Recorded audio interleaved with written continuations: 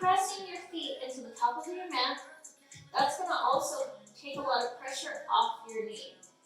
You want to work against gravity. Obviously, gravity is working against you at all times and against me at all times. And if we're just relaxed and kind of sunken in the pose, then it can put a lot of pressure on the knees.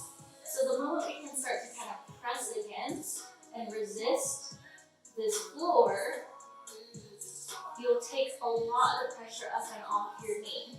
So you'll press your feet into the mat, and you'll already feel a difference just pressing your feet in. You start to kind of engage the thighs. You're going to tense the glutes, and you're going to bring your hands to the small of your back or the top of your booty. You're going to keep your elbows into your body. You're not going to allow them to come out. You'll tense the glutes, and you'll gently lean back, and you'll keep your chin to your chest. And you're going to lean back, you're going to roll the shoulders back and pinch the shoulder blades together.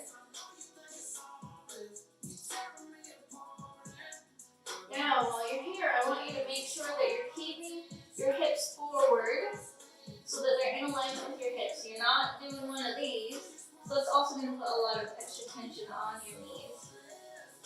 You're pushing your hips forward, it's leaning your chest back.